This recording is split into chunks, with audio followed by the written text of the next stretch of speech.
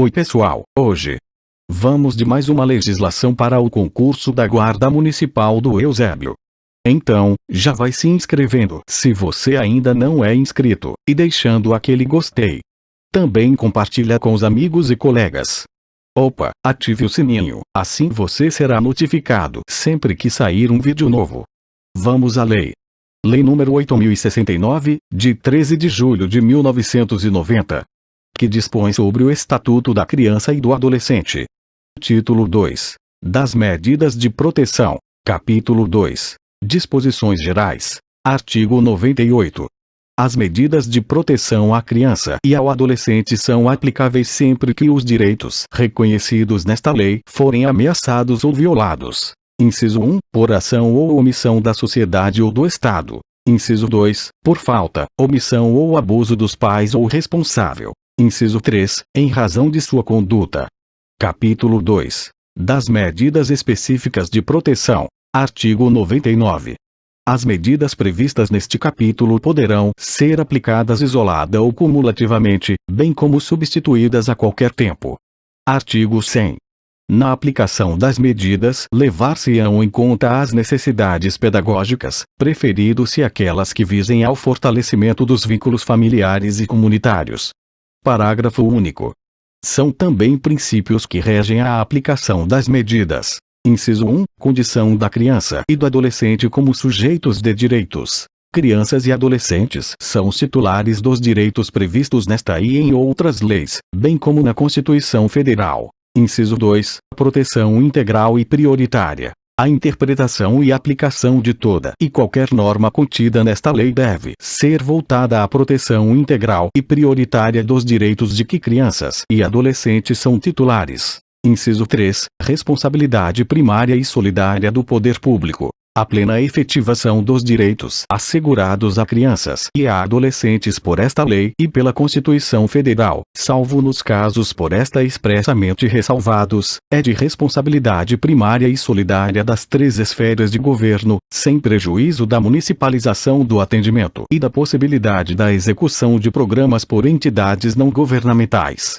Inciso 4. Interesse superior da criança e do adolescente. A intervenção deve atender prioritariamente aos interesses e direitos da criança e do adolescente, sem prejuízo da consideração que for devida a outros interesses legítimos no âmbito da pluralidade dos interesses presentes no caso concreto. Inciso 5. Privacidade. A promoção dos direitos e proteção da criança e do adolescente deve ser efetuada no respeito pela intimidade, direito à imagem e reserva da sua vida privada. Vigência. Inciso 6. Intervenção precoce. A intervenção das autoridades competentes deve ser efetuada logo que a situação de perigo seja conhecida. Inciso 7. Intervenção mínima. A intervenção deve ser exercida exclusivamente pelas autoridades e instituições cuja ação seja indispensável à efetiva promoção dos direitos e à proteção da criança e do adolescente. Inciso 8. Proporcionalidade e atualidade. A intervenção deve ser a necessária e adequada à situação de perigo em que a criança ou o adolescente se encontram no momento em que a decisão é tomada. Inciso 9. Responsabilidade parental. A intervenção deve ser efetuada de modo que os pais assumam os seus deveres para com a criança e o adolescente. Inciso 10. Prevalência da família. Na promoção de direitos e na proteção da criança e do adolescente deve ser dada prevalência às medidas que os mantenham ou reintegrem na sua família natural ou extensa ou, se isso não for possível, que promovam a sua integração em família adotiva. Inciso 11. Obrigatoriedade da informação. A criança e o adolescente, respeitado seu estágio de desenvolvimento e capacidade de compreensão, seus pais ou responsável devem ser informados dos seus direitos, dos motivos que determinaram a intervenção e da forma como esta se processa. Inciso 12. Oitiva obrigatória e participação.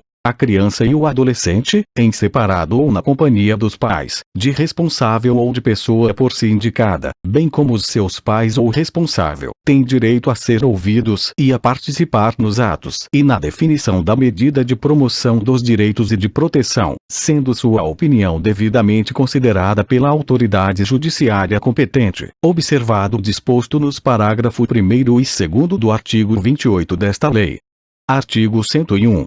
verificada qualquer das hipóteses previstas no artigo 98, a autoridade competente poderá determinar, dentre outras, as seguintes medidas. Inciso 1. Encaminhamento aos pais ou responsável, mediante termo de responsabilidade. Inciso 2. Orientação, apoio e acompanhamento temporários. Inciso 3. Matrícula e frequência obrigatórias em estabelecimento oficial de ensino fundamental. Inciso 4. Inclusão em serviços e programas oficiais ou comunitários de proteção, apoio e promoção da família, da criança e do adolescente. Inciso 5. Requisição de tratamento médico, psicológico ou psiquiátrico, em regime hospitalar ou ambulatorial. Inciso 6. Inclusão em programa oficial ou comunitário de auxílio, orientação e tratamento a alcoólatras e toxicômanos. Inciso 7. Acolhimento institucional. Inciso 8. Inclusão em programa de acolhimento familiar. Inciso 9. Colocação em família substituta. Parágrafo 1º. O acolhimento institucional e o acolhimento familiar são medidas provisórias e excepcionais, utilizáveis como forma de transição para reintegração familiar ou, não sendo esta possível, para colocação em família substituta, não implicando privação de liberdade. Parágrafo 2º. Sem prejuízo da tomada de medidas emergenciais para a proteção de vítimas de violência ou abuso sexual e das providências a que alude o artigo 130 desta lei, o afastamento da criança ou adolescente do convívio familiar é de competência exclusiva da autoridade judiciária e importará na deflagração, a pedido do Ministério Público ou de quem tenha legítimo interesse, de procedimento judicial contencioso, no qual se garanta aos pais ou ao responsável legal o exercício do contraditório e da ampla defesa. Parágrafo 3º. Crianças e adolescentes somente poderão ser encaminhados às instituições que executam programas de acolhimento institucional, governamentais ou não, por meio de uma guia de acolhimento, expedida pela autoridade judiciária, na qual obrigatoriamente constará, dentre outros, inciso 1, só a identificação e a qualificação completa de seus pais ou de seu responsável, se conhecidos. Inciso 2, o endereço de residência dos pais ou do responsável, com pontos de referência. Inciso 3, os nomes de parentes ou de terceiros interessados em tê-los sob sua guarda. Inciso 4, os motivos da retirada ou da não reintegração ao convívio familiar.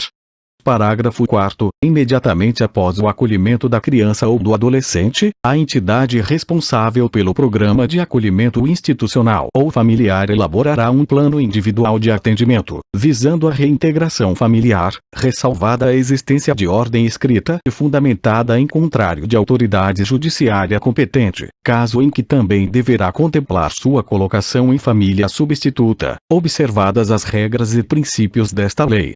Parágrafo 5º. O plano individual será elaborado sob a responsabilidade da equipe técnica do respectivo programa de atendimento e levará em consideração a opinião da criança ou do adolescente e a oitiva dos pais ou do responsável. Parágrafo 6º. Constarão do plano individual, dentre outros: inciso 1, os resultados da avaliação interdisciplinar. Inciso 2, os compromissos assumidos pelos pais ou responsável. E, inciso 3, a previsão das atividades a serem desenvolvidas com a criança ou com o adolescente acolhido e seus pais ou responsável, com vista na reintegração familiar ou, caso seja esta vedada por expressa e fundamentada determinação judicial, as providências a serem tomadas para sua colocação em família substituta, sob direta supervisão da autoridade judiciária. Parágrafo 7. O acolhimento familiar ou institucional ocorrerá no local mais próximo à residência dos pais ou do responsável, como parte do processo de reintegração familiar, sempre que identificada a necessidade. A família de origem será incluída em programas oficiais de orientação, de apoio e de promoção social, sendo facilitado e estimulado o contato com a criança ou com o adolescente acolhido. Vigência. Parágrafo 8º. Verificada a possibilidade de reintegração familiar, o responsável pelo programa de acolhimento familiar ou institucional fará imediata comunicação à autoridade judiciária, que dará vista ao Ministério Público, pelo prazo de 5 dias, decidindo em igual prazo.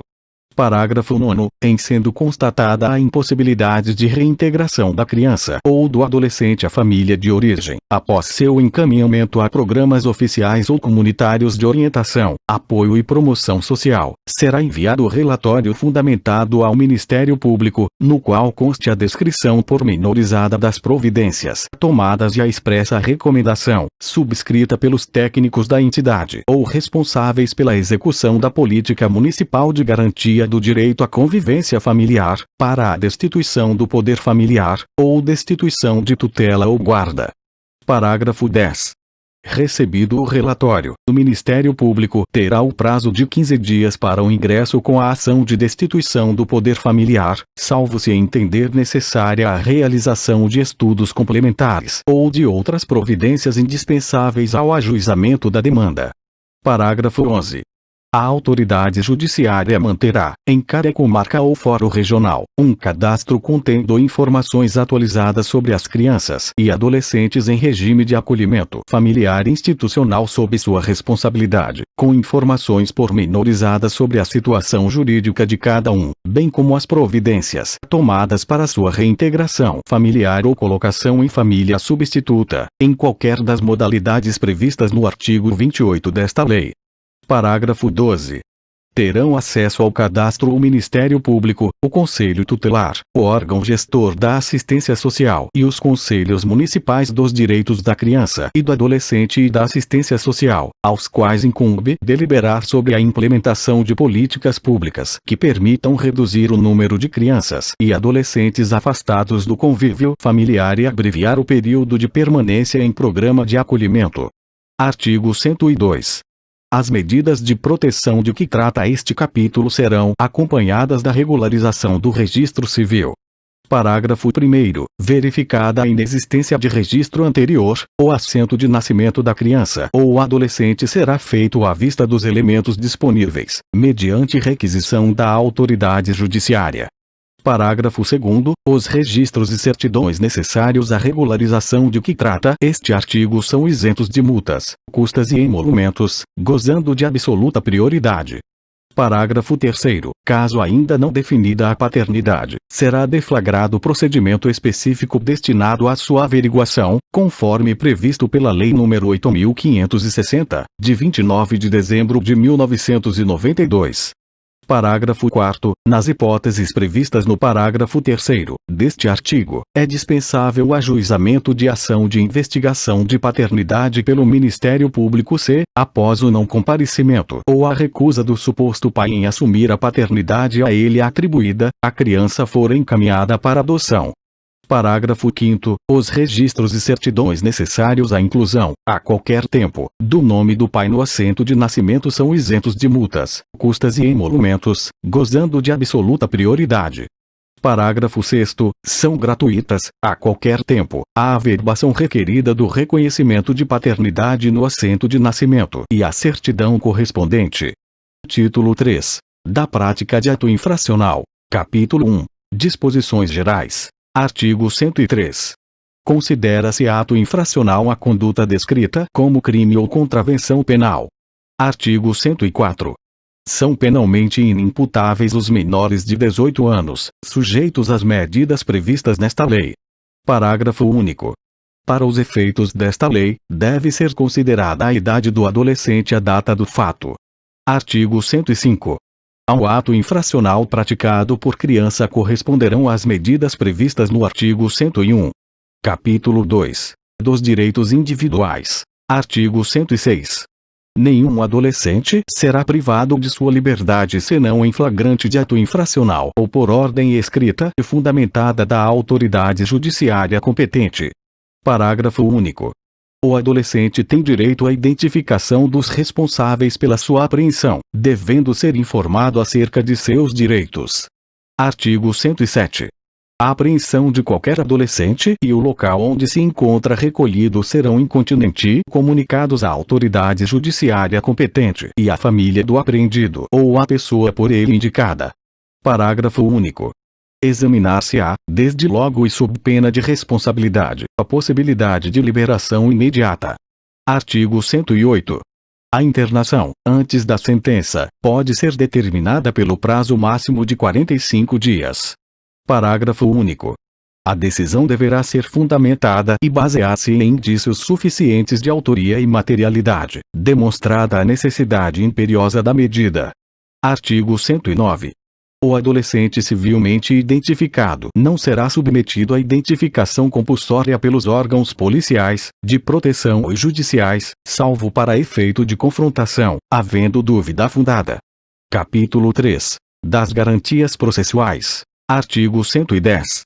Nenhum adolescente será privado de sua liberdade sem o devido processo legal. Artigo 111.